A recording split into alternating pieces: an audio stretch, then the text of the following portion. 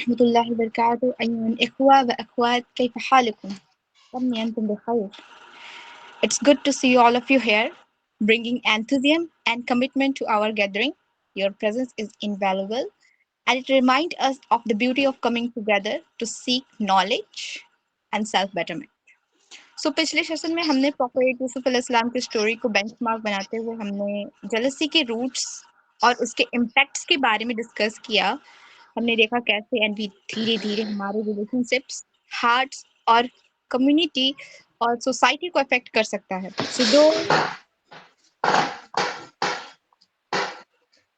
So those reflections have prepared us to go further today. So आज हम उसी foundation पे आगे बढ़ेंगे by uncovering practical solutions. We will discuss the steps we can take inspired by the techniques of the Quran and the examples of the Sahaba, as well as to get rid ourselves of envy and guard our hearts with sincerity and gratitude. Like, how can oneself as well as their children protect from envy and envious person? Can affect teamwork. So, और मैं आप सबको invite करती हूँ कि आप actively इस learning journey में शामिल हो, अपने सवाल, अपने एक्सपीरियंसेस और अपने थॉट शेयर करें. हर किसी का अपना पर्सपेक्टिव है जो हमें और ज्यादा सीखने में मदद करेगा. So with that said, let's welcome Ustad Asif to guide us through today's important discussion. Assalamu alaikum warahmatullahi wabarakatuh, Ustad. वालेकुम अस्सलाम वरहमतुल्लाहि वबरकातुहू. And may Allah bless be upon all of you. आज भी हम हसद के सॉल्यूशन पर बात करने वाले हैं, लेकिन आगे बढ़ने से पहले हम लास्ट सेशन की समरी को एक बार अपने सामने रख लेते हैं. लास्ट सेशन में हमने बात की थी कि यूसुफ अलैहिस्सलाम के भाइयों के दिलों में जो यूसुफ अलैहिस्सलाम के लिए हसद था वो कुरान करीम की 2 आयत में जिक्र हुआ. एक जगह याकूब अलैहिस्सलाम कहते हैं यूसुफ अलैहिस्सलाम से कि बेटा, अपना ये ख्वाब, जो ख्वाब यूसुफ अलैहिस्सलाम ने देखा था, अपने भाइयों से मत बताना, कहीं वो तुम्हारे खिलाफ चाले ना चले, और शैतान इंसान का खुला हुआ दुश्मन है. और दूसरी आयत में यह हसद खुलकर सामने आता है जब वो भाई आपस में मशवरा करते हैं कि यूसुफ को कत्ल कर दो या उसे अंधे कुएं में डाल दो. अब यहाँ एक इंटरेस्टिंग पॉइंट ये है जानने वालों के लिए कि याकूब अलैहिस्सलाम नबी हैं और यूसुफ अलैहिस्सलाम और उनके भाई उनकी औलाद हैं, और हसद एक ऐसी चीज है जो बहुत नापसंदीदा है इस्लाम में. इसके बावजूद याकूब अलैहिस्सलाम मोहतात रहने की, प्रिकॉशंस की तो तलकीन कर रहे हैं यूसुफ अलैहिस्सलाम को, ताकि उनके भाइयों के अंदर जो हसद है वो आगे ना बढ़े, हद से ना गुजरे. लेकिन क्यों वो हसद का तज़किया नहीं कर रहे? ये चीज हम अपने ऊपर रखकर देखें कि कल हमारे बच्चे बड़े होंगे. एक सेकंड प्लीज.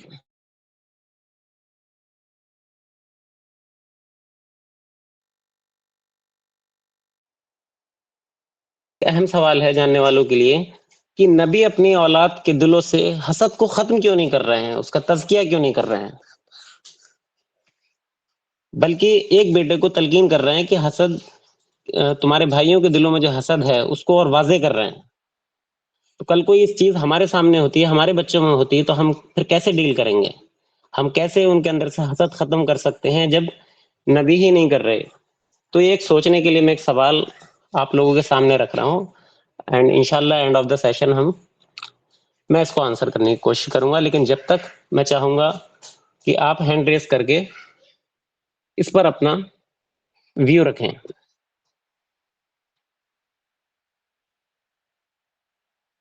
तो आप कभी भी हैंड रेस कर सकते हैं इस पर. बाकी मैं कंटिन्यू. हमने फिर हसद की डेफिनेशन पर बात की कि हसद क्या है.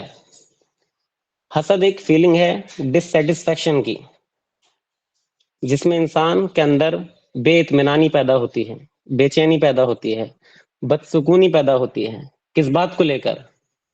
इस बात को लेकर कि अल्लाह ने फला को मुझसे बरतरी दी है, फला को मुझसे बेटर बनाया है, चाहे वो माल दौलत के लिहाज से हो, रंग रूप के लिहाज से हो, या किसी भी لحاظ سے ہو. جب ہم اپنے آپ کو کمتر محسوس کرتے ہیں کسی اور کے کمپیریزن میں تو ہمارے اندر جو بیڈ فیلنگز پیدا ہوتی ہے اور جو غصہ پیدا ہوتا ہے اس کو جیلسی یعنی حسد کہتے ہیں. اور اس کے پھر ہم نے انٹرنل سمٹمز اور ایکسٹرنل سمٹمز کی بات کی. انٹرنل سمٹمز کیا ہوتے ہیں اس کے؟ کہ اس سے انسان کے اندر ریزنٹمنٹ پیدا ہوتا ہے, ایک اگریشن پیدا ہوتا ہے, غصہ پیدا ہوتا ہے, اس کے اندر انسیکیورٹی اور لو سیلف اسٹیم پیدا ہو جاتی ہے, اور دوسرے کو نقصان پہنچانے کی ظاہر سی بات ہے اس کے اندر ایک ڈیزائر پیدا ہوتی ہے کہ اگر کہیں کوئی موقع ملے تو سامنے والوں کو میں نقصان پہنچا سکوں.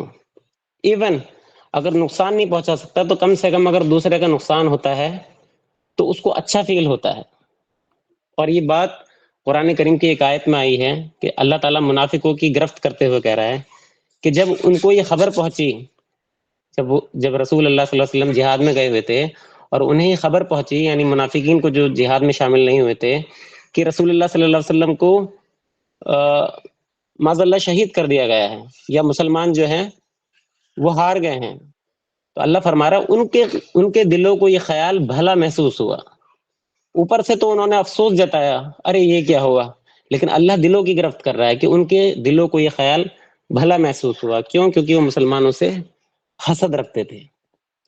تو حسد یہ اتنی باریک چیز ہے.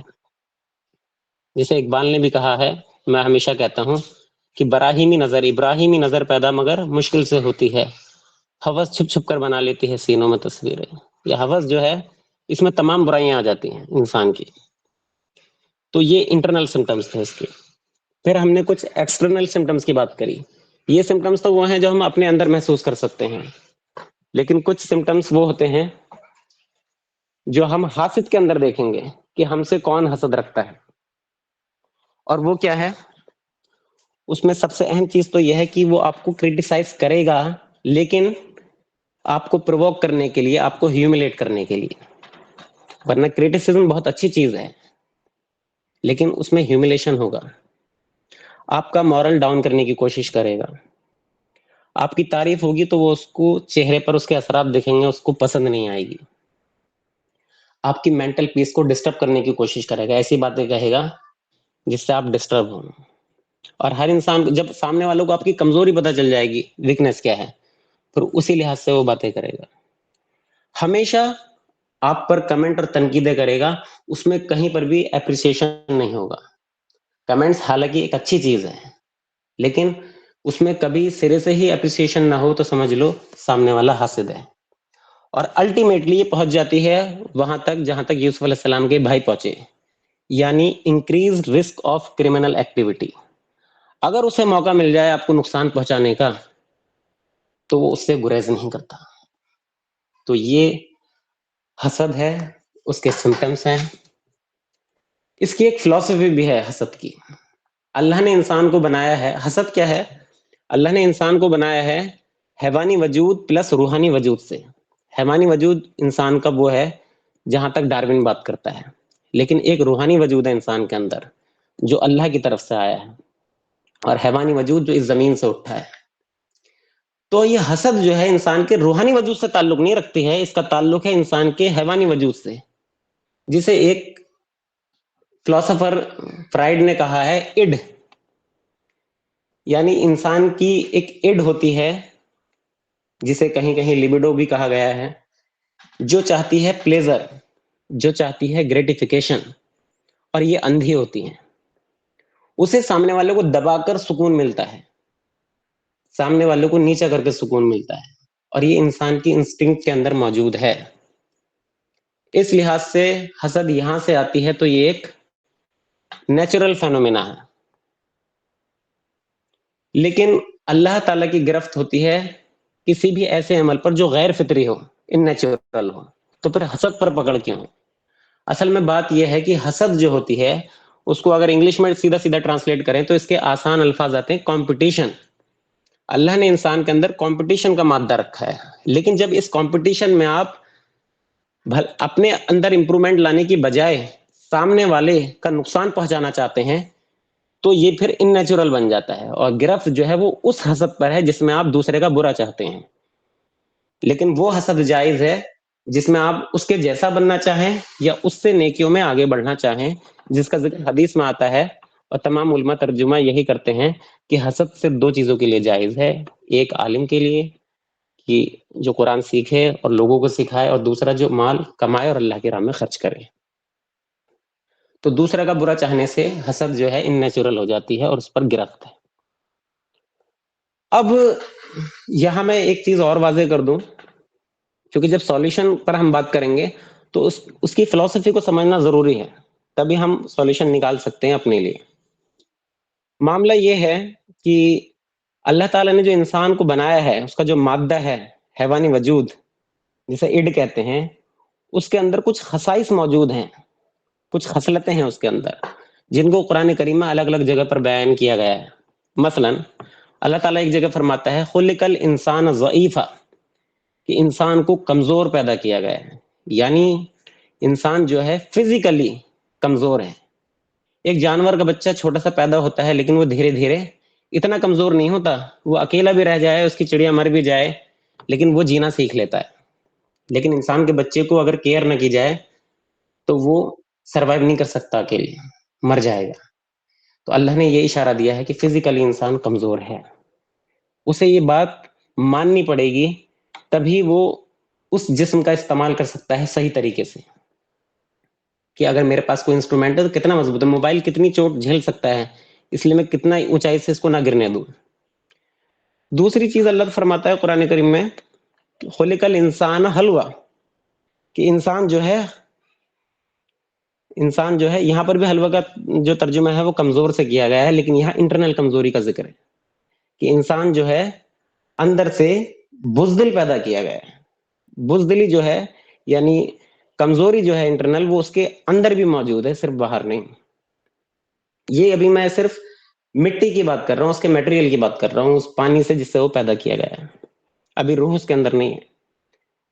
پھر اللہ ایک جگہ فرماتا ہے کہ انسان کو ہم نے نسیان سے پیدا کیا ہے، یعنی انسان کے حدیثوں سے پتہ چلتا ہے کہ انسان کے اندر بھولنے کا مادہ ہے، بھول جاتا ہے۔ پھر چوتھی جو خصلت ہے انسان کی، یہ میں بالکل بیسک چیزیں بتا رہا ہوں جو انسان کے میٹیریل میں موجود ہیں۔ چوتھی چیز ہے کہ انسان ایک کمزور ہے باہر سے، ایک اندر سے کمزور ہے، ایک انسان جلد باز ہے۔ جب اللہ نے آدم علیہ السلام کے اندر روح بھونکی تو روح پہلے پیروں سے چڑھنی شروع ہوئی، تو آدم علیہ السلام نے ایک قدم آگے بڑھا دیا، تو اللہ نے فرمایا اے آدم تو بڑا جلد باز، یعنی جلد بازی کا مادہ وہ بھی انسان کے اندر رکھا گیا۔ یہ چار مادے میں نے آپ کو بتایا، اور پانچواں جو ہے، یہ جیسے ہندو میں ہوتا ہے نا کہ آگ وایو اگنی، یہ مطلب 4-5 چیزیں گناتے ہیں، مطلب وہی ساری چیزیں مطلب کچھ اس طرح سے آ جاتی ہیں۔ کتنی سملیرٹیز ہیں ان چیزوں میں، کہ انسان کو کمپٹیشن، یعنی اس کے اندر ایک دوسرے کو کمپیٹ کرنے کی بھاونا کے ساتھ وہ پیدا کیا گیا ہے۔ خود انسان جب بچہ پیدا ہوتا ہے تو ہم سب جانتے ہیں کہ اس کا جو بایولوجیکل پروسیس ہے اس میں بھی ایک کمپٹیشن ہوتا ہے، لاکھوں کروڑوں میں ایک جا کر پھر انسان بنتا ہے۔ یہاں سے سروائیول کا کانسیپٹ وجود میں آتا ہے، جس کا ہنٹ ملتا ہے ہمیں ڈارون تھیوری میں۔ بہرحال یہ 5 چیزیں ہیں، ضعیفہ، حلوہ، جلد بازی، نسیان اور کمپٹیشن۔ یہ 5 مادے جو ہیں انسان کے جو میٹیریل میں موجود ہیں، یہ برائی نہیں ہے بلکہ انسان کی خصلتیں ہیں۔ جب ان کے اندر ڈس بیلنس پیدا ہوتا ہے تو انسان کے اندر پھر برائیاں وجود میں آتی ہیں، اور ہم جانتے ہیں تمام برائیوں کی جڑ شرک ہے، لیکن اس کے تنے جو ہیں، اب جیسے انسان کے اندر جلد بازی ہے، تو اس سے اب بتائیے کون سی کمزوریاں انسان کے اندر آئیں گی؟ انسان بے صبرا بنے گا، تو صبر کہاں سے آئے گا اس کے اندر؟ اسی لیے اللہ تعالیٰ نے روح انسان کے اندر پھونکی، تاکہ وہ اس حیوانی وجود کے جو ہارمونس ہیں ان کو بیلنس کر کے رکھے، ان کا مس یوز نہ ہونے دے، کمپٹیشن کو ہیلدی کمپٹیشن تک لمٹ رکھے، اس میں کسی کا برا نہ چاہے، اس لیے اللہ نے اس کے اندر روح پھونکی۔ تو یہ جو حسد ہے جس پر ہم ڈسکس کر رہے ہیں، یہ اس مادے سے ریلیٹڈ ہے جس میں کمپٹیشن موجود ہے۔ تو یہ اس کی بیسک فلسفی ہے، ساری برائیاں انسان کی ان چیزوں سے نکلتی ہیں۔ اب حسد جو ہے اس کا اگر ہسٹوریکل ہم نے جو امپیکٹ پڑا ہے دنیا پر اس کی ہم نے بات کی تو حسد ہی وہ پہلی وجہ ہے انٹرنل جس کی وجہ سے آدم اور ابلیس کے درمیان میں دشمنی پیدا ہوئی. قابیل نے قتل کیا حابیل کا, اور اہل کتاب اور مسلمانوں کے درمیان جو دشمنی کی بنیادی وجہ ہے وہ حسد ہے, اور کہیں نہ کہیں بنو امیہ بنو ہاشم میں بھی, پھر عربوں میں اور ترکوں میں, یہود میں اور نصارہ میں, اور آج دنیا کے الگ الگ ملکوں میں. یہ کمپٹیشن صرف ہیلدی کمپٹیشن نہیں ہے بلکہ یہ حسد والا کمپٹیشن ہے, اس میں وہ دوسرے کا برا بھی چاہتے ہیں. آج دنیا کے ملک اور ملک, پھر اس سے اور نیچے لیول پر آئیے اسلام میں جو مسلک پرستی ہے, اس میں جو بنیادی وجہ ہے وہ پروفیشنل جیلسی ہے. بھائی بھائی سے لے کر ایک گھر سے لے کر پورے دیشوں کے بیچ میں حسد ہے. تو یہ ایک ایسی بیماری ہے جو اور بہت ساری بیماریوں کو جنم دیتی ہے. اگر ہم حسد کو اچھے سے سمجھ لیتے ہیں, اس پر کنٹرول کر لیتے ہیں, تو سمجھ لیجئے کہ انسان میں اگر 100 بیماریاں ہیں اور 5 اس کے بیسک میٹیریل ہیں, تو ان میں 20% جو ہیں وہ تو حسد اس میں ڈومینیٹ کر رہا ہے.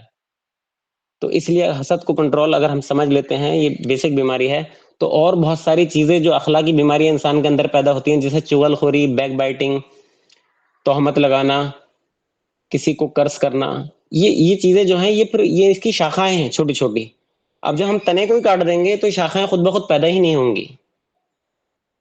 حالانکہ اسلام نے کانسیپٹ دیا ہے کہ بیماری کے آپ کے جسم کے اوپر زخم ہے تو اوپر سے بھی مرہم لگاؤ, یعنی چغل خوری کو اوپر سے بھی کنٹرول کرو, اور جو اس کی جڑ ہے ہومیوپیتھی سے اس کا بھی ٹریٹمنٹ کرو, دونوں طرف سے ٹریٹمنٹ کرو, پتہ نہیں کس کے لیے کیا کام کر جائے.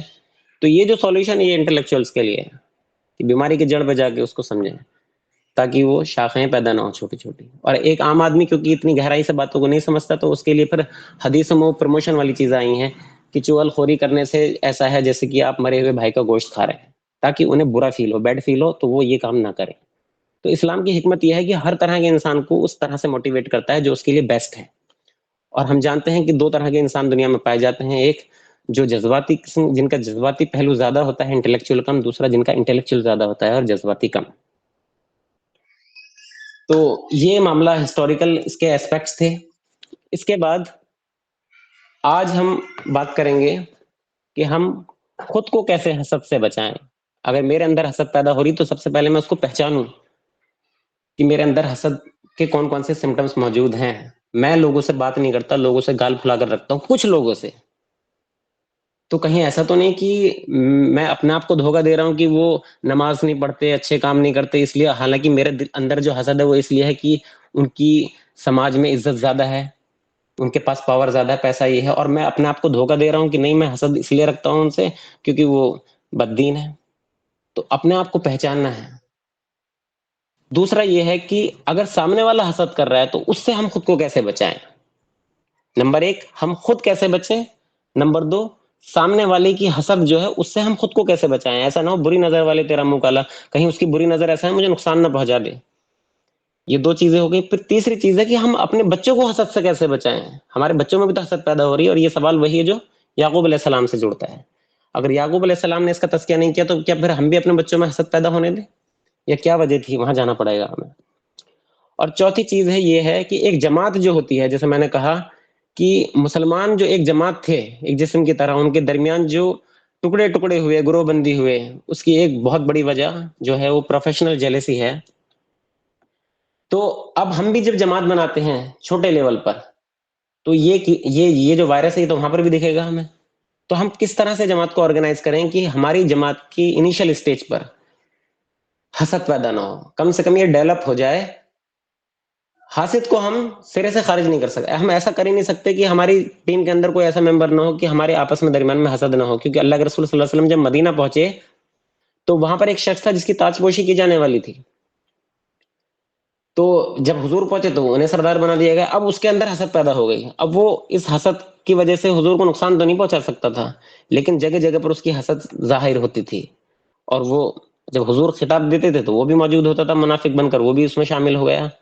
تو ایسا تو ہم نہیں کر سکتے کہ حاسدوں کو ایکسپیلڈ کر دیں, لیکن ان کو ٹریٹ کیسے کرنا ہے یہ لیڈرشپ میں آتا ہے, جو ہمارے مبارک بھائی کا سیشن چل رہا ہے. انشاءاللہ امید ہے اس میں یہ ساری چیزیں آئیں گی.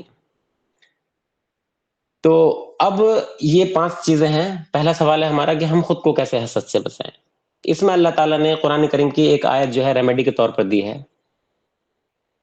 And do not Dzire what Allah has given some of you over others, کہ اس چیز کی تمنا مت کرو جس چیز میں اللہ نے کسی اور کو آپ سے زیادہ عطا کیا ہے. یہاں اللہ تعالیٰ یہ بتانا چاہتا ہے کہ جو آپ کو دنیا میں ملا ہے وہ صرف ایک شاکلہ ہے. وہ چیز جو ہے آپ کمپیریزن کے لیے صحیح نہیں ہے، بلکہ جو ریوارڈ اس کے بدلے آپ کو ملے گا وہ اہم رکھتا ہے. اس میں آپ کمپٹیشن کرو. یعنی فار این ایگزامپل مان لیجئے کہ ایک ریس ہو رہی ہے سائیکل کی الگ الگ بچوں کی، تو ہر بچے کو ایک الگ الگ سائیکل دی گئی ہے. کسی کو اچھی سائیکل دی گئی ہے، کسی کو پرانی سائیکل دی گئی ہے، کسی کی سائیکل زیادہ خراب ہے، کسی کی زیادہ اچھی ہے نا. اور یہ رکھا گیا ہے کہ جو جیتے گا اس ریس میں اس کو انعام ملے گا. اب اللہ فرما رہا ہے کہ اب تم اس چیز میں آپس میں حسد مت کرو پیدا، کہ اس کے پاس اچھی سائیکل ہے، اس کے پاس نئی سائیکل ہے، میرے پاس پرانی سائیکل ہے، میری سائیکل کے ٹائر پرانے ہیں، اس کے نئے ہیں، وغیرہ وغیرہ. وہ اس کی سائیکل جہاں چلے گی وہ اسموتھ فرش ہے، میں جس لائن میں ہوں اس لائن میں وہ اسموتھ نہیں ہے سرفس. اللہ فرما رہا نہیں، یہ تمہاری ریس دنیا کی ریس اس کی طرح نہیں میری ریس کی اس میں جو لائن پہلے کراس کرے گا وہ پہلے اس کو ریوارڈ ملے گا. بلکہ میں یہ دیکھنا چاہتا ہوں کہ جس کو میں نے جو عطا کیا ہے وہ اس سے اپنا بیسٹ کتنا کر پاتا ہے. لائن کراس کرنا ضروری نہیں ہے. تو اللہ جاننا چاہتا ہے انسان کے اندر کی جو کوشش ہے، اس کا تقوی کس کے اندر زیادہ ہے. ایک پرانی سائیکل سے مان لیجیے 100 میٹر تک جاتا ہے اور دوسرا ایک نئی سائیکل سے نئے روڈ پر 200 میٹر جاتا ہے. لیکن اللہ کی نظر کامیاب وہ ہے جو پرانی سائیکل سے بھی 100 میٹر تک چلا جاتا ہے. تو اللہ انسان کا دھیان ادھر لانا چاہ رہا ہے کہ تم جو میٹریل میں نے تم کو الگ الگ دیا ہے، جو شاکلہ الگ دیا ہے کہ کسی کو کسی فیملی میں، کسی کو کسی فیملی میں، کسی کو امیر، کسی کو غریب، کسی کو کالا، کسی کو گورا، کسی کو ذہین اور کسی کو کم ذہن والا بنایا ہے. آپ اس پر فوکس مت کرو، یہ تو میں نے عطا کیا ہے. اس میں آپ حسد کی آگ میں جل کے اپنا یہ بھی ختم کر لو گے. بلکہ اس سے تم کیا بنا سکتے ہیں دنیا میں. کچھ بچوں کو اچھی پینسل اور پینٹس دیے ہیں پینٹنگ کرنے کے لیے، کچھ کو صرف ایک بلیک اینڈ وائٹ پینسل دے دی ہے. لیکن اللہ یہ نہیں دیکھ رہا کہ کس کے کلرفل ہیں، اللہ یہ دیکھ رہا ہے کہ کون کتنے سے کیا بنا دیتا ہے، کتنے کم میٹیریل سے کیا بنا دیتا ہے. تو اللہ چاہتا ہے اس آیت سے کہ ہم ریوارڈ پر نظر کریں اپنی، اور وہ ریوارڈ جو ہے وہ ڈیپینڈ کرتا ہے آپ کے تقوی پر اور آپ کے شاکلے پر. تو یہ ایک آیت ہے جو ریمیڈی کے لیے ہے کہ ہمیں اب جو دنیا میں کمپٹیشن ہوتا ہے، جو حسد ہوتی ہے، اس میں ایک سب سے مین چیز تو ہے برادری واد، جاتی واد دنیا میں چلا آ رہا ہے، ریسزم. پھر گورا کالا جو امریکہ میں آج بھی ہے، ان کی گھونٹیوں میں موجود ہے. پھر اگر کنٹری کی بات کریں تو عربوں کے اندر یہ ہے کہ ہم عربی ہیں، باقی دنیا جو ہے گونگی ہے، اجمی ہے. رنگ روپ کو لے کر 2 بہنیں ہیں، بڑی بہن کے رشتے زیادہ آ رہے ہیں، سوری چھوٹی بہن کے رشتے زیادہ آ رہے ہیں، بڑی بہن کے نہیں آ رہے، کیونکہ چھوٹی بہن بڑی بہن سے تھوڑی خوبصورت ہے. اب یہ چیز کیا بڑی بہن کے دل میں حسد پیدا نہیں کرے گی؟ ہم دیکھتے ہیں کتنے ٹی وی سیریل بنتے ہیں اس کے اوپر. یہ اللہ نے امتحان گھر میں رکھ دیا ہے، کیا کرے. تو یہ ساری چیزیں ہوتی ہیں جو حسد کا سبب بنتی ہیں، اور ان چیزوں کو انسان چاہ کر بھی بدل نہیں سکتا، کیونکہ یہ تو اللہ نے دیا ہے. اس میں اگر حسد کرو گے تو جو ہے وہ بھی کھو دو گے. پھر دوسری چیز ویلتھ ہے، پاور ہے، فیم ہے، یہ حاصل کیا جا سکتا ہے. لیکن اس میں پیسہ کمانے کے لیے اگر نیت اگر صحیح نہیں ہے کہ اللہ کی راہ میں خرچ کرنا ہے، تو یہ پیسہ کمانا جو ہے یہ بھی آپ کو ڈسٹرکشن کی طرف لے جائے گا. لیکن پھر تیسری چیز ہے انٹیلیجنس ہے، ریسپیکٹ ہے. ان میں بھی لوگ کمپٹیشن کرتے ہیں. تو یہ ڈیپینڈ کرتا ہے کہ کون سا کمپٹیشن آپ کا دنیا آپ کی اڈ کے سیٹسفیکشن کے لیے ہے، آپ کے حیوانی وجود کے سیٹسفیکشن کے لیے، پلیزر کے لیے ہے، گریٹیفیکیشن کے لیے ہے.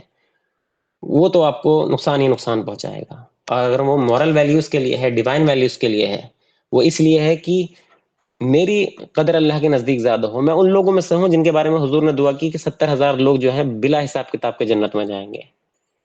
صالحین، شہداء اور صدیقین جو ہیں ان میں شامل ہونے کی. تو اس کے لیے یہ ہے جب آخرت کا کانسیپٹ ہمارے سامنے ہوگا تو ہمارا کمپٹیشن اس لیول پر ہوگا. دنیا کی خواہشات کے پیچھے چلنا یہ شہوت ہے، اور ان تمام چیزوں کو ترک کر دینا یہ زہد ہے. تو اللہ زہد کی طرف لانا چاہتا ہے، اور اس زہد میں کیا ہوتا ہے کہ دنیاوی کامیابی بھی ملتی ہے. ایسا نہیں ہے کہ وہ صرف آخرت کا ہو کر رہ جاتا ہے. ربنا آتنا فی الدنیا حسنۃ وفی الآخرۃ حسنۃ وقنا عذاب النار، کہ اللہ اس کی دنیا بھی سنوارتا ہے دین کے ساتھ ساتھ، لیکن جو رجحان جس کا ہوتا ہے دین کی طرف.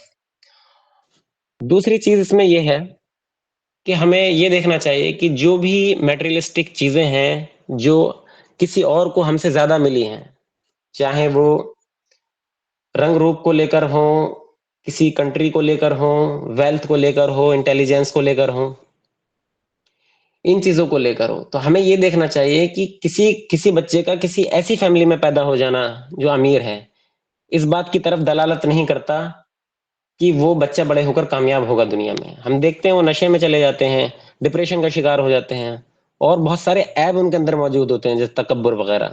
لیکن جو ایک نارمل فیملی میں پیدا ہوتا ہے وہ کم سے کم ان چیزوں سے بچ جاتا ہے. تو کامیابی تو الٹیمیٹلی وہ ہوتی ہے جسے دنیا لاسٹ میں سلام کرتی ہے. تو اتنے جتنے بھی آپ آئیکن دیکھو گے بڑے بڑے، وہ دیکھو گے بہت نیچے سے اٹھ کر اوپر آئے ہیں، بہت رویال فیملی سے نہیں ہے وہ. تو یہاں ایک انٹلیکچوئل آدمی یہ سوچ سکتا ہے کہ جو چیزیں جو شاکلہ جو سائیکل اس کو ملی ہے، وہ ضروری نہیں کہ وہ تو اس کے اندر اور کانفیڈینس پیدا کر سکتی کہ میرے پاس، جیسے اللہ قرآن میں آیا ہے کہ صحابہ اکرام میں کیا تھا کہ ایک بار ان کی تعداد زیادہ تھی. بدر میں تو 313 نے جو ہے ان کو بہت نقصان پہنچایا مشرکین کو، لیکن ایک مرتبہ مسلمانوں کی تعداد زیادہ ہوئی تو ان کی ساری نگاہ جو ہے اپنی تعداد پر ہو گئی. قرآن میں اللہ نے فرمایا کہ تمہیں اپنی تعداد پر عجب ہوا، مطلب یہ خوشی محسوس ہوئی کہ آج تعداد بھی زیادہ ہے تو ہم بگاڑ دیں گے ان کو بہت نقصان پہنچائیں گے، اور اسی میں انہیں شکست ہوتی ہے. تو دنیاوی چیزوں کا زیادہ ملنا انسان کو اور اس کی جو سکسیس ہے اس سے دور کرتا ہے، دنیاوی لحاظ سے بھی، اور آخرت کے لحاظ سے تو کرتا ہی کرتا ہے، کیونکہ وہ فتنہ بن جاتی ہے اس کے لیے. اللہ نے کہا نہیں کیا قرآن میں کہ ہم انہیں مال دولت جو ہم نے ان کو دیا ہے، اے نبی آپ اس کی طرف نگاہ اٹھا کر بھی نہ دیکھیں، یہ تو ایک آزمائش ہے ایک وقت کے لیے ان کے لیے. تو ایک آدمی اس طرح سے سوچتا ہے، پھر اللہ تعالیٰ اس کے قلب کو جو ہے اسی طرف لے کر جاتا ہے، پازیٹیو چیزوں کی طرف لے کر جاتا ہے، مورل ویلیوز کی طرف لے کر جاتا ہے. تو لب لباب یہی ہے کہ اپنا دھیان جو ہے، اپنا رجحان جو ہے وہ ریوارڈ پر کرنا ہے، جو ملے گا اس پر کرنا ہے، دنیا میں بھی آخرت میں بھی، نہ کہ جو آپ کو ملا ہے اس پر. یہ دنیاوی لحاظ سے بھی نقصان ہے، آخرت کے لحاظ سے بھی نقصان ہے. اگر میں اس میں اسلامک ویلیوز کو بھی ہٹا کر بات کروں تو دنیاوی لحاظ سے بھی دنیا میں سکسیس ہونے کے لیے سبھی سائیکولوجسٹ یہی کہتے ہیں کہ آپ اس پر دھیان دو جو آپ کو ارن کرنا ہے، نہ کہ وہ جو آپ کو ملا ہے. پھر سیکنڈ چیز اس میں یہ ہے کہ اب کیسا کریں، ایک انسان اپنے آپ کو کیسے موٹیویٹ کرے، کیسے اپنا دھیان، دنیا ساری بھاگ دوڑ کر رہی ہے صبح شام دنیاوی بھاگ دوڑ میں، اب میں کیسے اس بھیڑ سے اپنے آپ کو بچاؤں. تو اس کا طریقہ کیا ہے کہ آپ ان لوگوں کی کمپنی کو اوائڈ کریں جہاں پر یہ باتیں ہوتی ہیں کہ آج میرے شوہر نے مجھے یہ سوٹ دلایا ہے، کل وہ سوٹ دلایا تھا، اس شادی میں جا رہی ہوں، یہ جویلریز ہے میری. ایسی عورتوں میں مت بیٹھو، اور ایسے مردوں میں مت بیٹھو جہاں کہ بھئی اب یہ والی بائک میں نے نکالی ہے، اب وہ بائک نکالی ہے. مطلب آپ 10 منٹ بیٹھو گے آپ کو پتا چل جائے گا کہ یہاں پر پراپرٹی اور یہ دنیا بھر کی یہ سارے ذکر ہو رہے ہیں، تفریح بازی ہو رہی ہے. تو آپ اس محفل کو چھوڑیں نا، آپ جب تک اس محفل میں رہو گے تو وہی چیزیں آپ کو وہاں سے ملیں گی، وہ نگیٹو کریں گے آپ کو. تو آپ محفل ڈھونڈیں ان لوگوں کی جو نیک لوگوں کی صحبت آپ ڈھونڈیں، اور نیک لوگوں میں بھی پریکٹیکل لوگ دنیاوی لحاظ سے بھی سکسیس ہوں، ان کو ڈھونڈو آپ. میں یہ نہیں کہہ رہا کہ آپ امیروں کو چھوڑ کر غریبوں کے ساتھ بیٹھو، غریبوں کے ساتھ جو مطلب غریب، میں اس کو کہہ رہا ہوں کہ مطلب وہ پھر اس کی بات کرے گا، وہ پھر آپ سے زیادہ ہائی لیول کی بات نہیں کرے گا. آپ غنی لوگوں میں بیٹھو، غنی کا کانسیپٹ اسلام نے دیا ہے. اگر آپ کو بزنس مین لوگوں میں بیٹھنا ہے تو وہ آپ ایک پروفیشنل انٹرسٹ کے حساب سے بیٹھو سیکھنے کے لیے، کہ جب تک آپ کو فائدہ ہے. لیکن جو نارمل ان کی محفل ہوتی ہے اس کو اوائڈ کرو. اب ایک بچے کا ہم ایڈمیشن کرا دیتے ہیں جو ایک نارمل فیملی سے ہائی سوسائٹی اسکول میں، تو ہم پھر دیکھتے ہیں کہ اس بچے کے اندر جہاں وہ کچھ چیزیں سیکھ رہا ہوتا ہے، ہمارے ماں باپ خوش ہو رہے ہوتے ہیں کہ انگلش سیکھ رہا ہے اور یہ چیزیں سیکھ رہا ہے، وہ سیکھ رہا ہے، لیکن اس کے اندر مورل ڈکے کتنا ہونا شروع ہو جاتا ہے، حسد اس کے اندر پیدا ہو جاتی ہے، انفیریٹی آف کمپلیکس کا شکار ہو جاتا ہے وہ ہے، وغیرہ وغیرہ. تو اپنی صحبت جو ہے وہ ہمیں بدلنی چاہیے. پہلی چیز تو یہ ہے کہ ریوارڈ پر فوکس کریں بجائے اس کے کہ جو آپ کو ملا ہے، اس سے آپ کی دنیا بہتر ہوگی، آخرت بھی۔ سیکنڈلی کہ آپ جو ہے کمپنی اوائڈ کریں اپنے دوستوں کی، بھلے ہی بچپن سے ان دوستوں سے ملتے جلتے آ رہے تھے، دھیرے دھیرے ان کو اوائڈ کرو، چاہے لیڈیز ہو چاہے جینٹس ہو۔ تھرڈ نمبر، اگر آپ کو پھر بھی ایسی محفل نہیں ملتی، کیونکہ میں جانتا ہوں کہ آج کل ایسے لوگ ملتے بہت مشکل سے ہیں، ایک یہاں ایک کشمیر میں ہے، کنیا کماری میں ہے، یہ معاملے ہیں۔ پہلی بات تو یہ ڈھونڈو گے تو کوئی نہ کوئی آپ کو ضرور ملے گا۔ پھر یہ ہے کہ باقی وقت آپ کے پاس بچتا ہے تو پھر آپ ایجوکیشن کی طرف دھیان کریں، بکس جو ہیں کتابیں ان کو اپنا دوست بنائیں، کیونکہ انڈیا کے ایک بہت بڑے فلاسفر نے یہ بات کہی تھی، اسکالر نے یہ بات کہی تھی کہ education beats the beauty and youth. جو ایجوکیشن ہے، جو تعلیم ہے، وہ مات دیتی ہے بیوٹی کو بھی اور جوانی کو بھی۔ ایجوکیشن اتنی بڑی چیز ہے، اور یہ تو ہماری تعلیم کا بنیادی حصہ ہے اسلام کی، کہ اللہ کے رسول صلی اللہ علیہ وسلم جب معراج پر گئے تو تمام انبیاء اکرام کو انہوں نے نماز پڑھائی۔ اب یہ بتائیے کہ یہ جو 1,24,000 کماویش پیغمبر تھے، ان کے اندر بھی تو یہ حسد ہو سکتی تھی پیدا کہ یار ہم پہلے آئے، ہم پہلے آئے، یہ بعد میں آئے، تو نماز تو ہمیں پہلے پڑھانی چاہیے۔ لیکن آپ دیکھ رہے ہیں کہ نہیں، سب ان کے پیچھے نماز پڑھ رہے ہیں۔ کیوں؟ کیونکہ انہوں نے اپنی اڈ کو کنٹرول کر لیا تھا۔ اللہ نے ان کی اڈ کو فرشتوں سے دھو کر صاف کروا دیا تھا، ان کے دل کو، کہ اس کے اندر کوئی عیب ہی نہیں تھا۔ وہ اپنی اپنی جگہ پر مطمئن تھے، اپنی اپنی پوزیشن پر، جو پہلی صف میں، جو دوسری صف میں، جو آخری صف میں، سب مطمئن تھے۔ یہ اطمینان جو ہوتا ہے، یا ایتھا النفس المطمئنہ، یہی تو ایمان کا الٹیمیٹ رزلٹ ہے، اطمینان، کہ انسان کو قرار آ جائے۔ اور جو اڈ ہوتی ہے وہ بے قرار رہتی ہے، غیر مطمئن رہتی ہے، بس سکون رہتی ہے، تو اس کو کنٹرول کرنے کے لیے اللہ نے یہ ہمیں روح عطا کی ہے۔ تو ہم اپنا ایجوکیشن کی طرف، کیونکہ علم کی وجہ سے ہی نبی صلی اللہ علیہ وسلم کو فضیلت دی گئی تمام انبیاءوں پر، اور علم کی فضیلت کی وجہ سے ہی تمام ملائکہ پر آدم علیہ السلام کو فضیلت ملی تھی، کیونکہ اللہ نے پوچھا تھا کہ وہ نام بتاؤ، تو فرشتوں نے کہہ دیا تھا کہ ہم نہیں جانتے وہ نام، تو ہی سب کچھ جانتا ہے۔ قالوا سبحانک لا علم لنا الا ما علمتنا انک انت العلیم الحکیم۔ اور جب آدم علیہ السلام سے کہے تو آدم علیہ السلام نے سارے نام گنا دیے اشیاؤں کے، تو اللہ نے کہا کہ میں وہ باتیں جانتا ہوں جو تم نہیں جانتے۔ تو آدم کو فضیلت ملی علم کی بنیاد پر۔ اسی طرح اگر ہمیں بھی کسی سے سپیریئر بننا ہے تو ہم اپنا علم بڑھائیں۔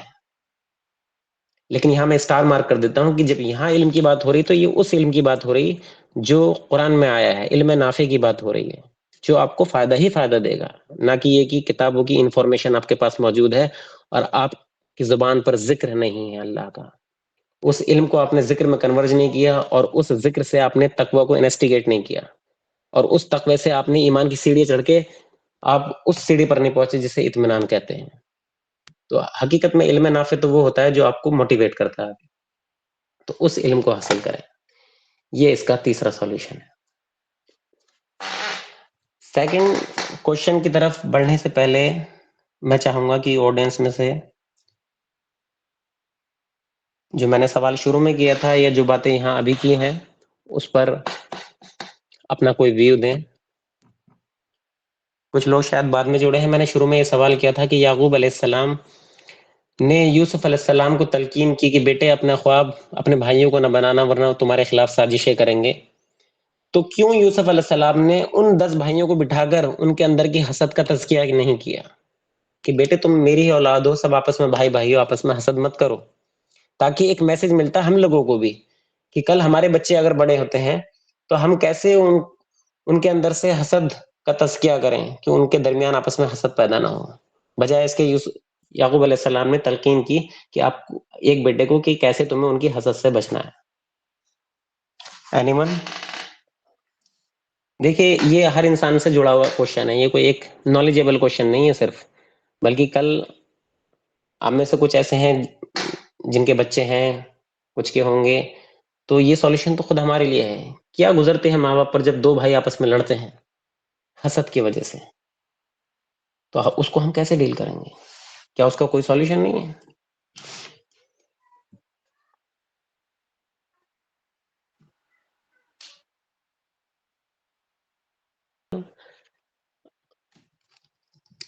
سیکنڈ ہے ہمارا how can we protect children from envy۔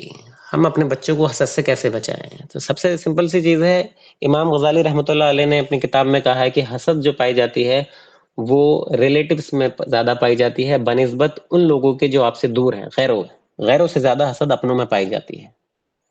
لہٰذا اپنے بچے کو ظاہر سی بات ہے آگے موٹیویٹ کرنے کے لیے ہم کیا کرتے ہیں؟ انسپائر کرتے ہیں۔ انسپائر کرنے کے لیے پھر ہم کمپیئر بھی کرتے ہیں کہ دیکھو بیٹے اس نے یہ کر لیا، آپ کیوں محنت نہیں کر رہے؟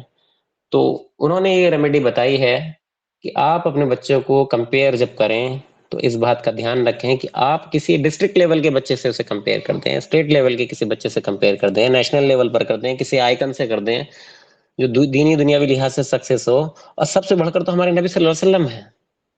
لیکن بچہ جو ہے ڈائریکٹ وہاں سے ریلیٹ نہیں کر پاتا، تو اسٹیپ بائی اسٹیپ کرتا۔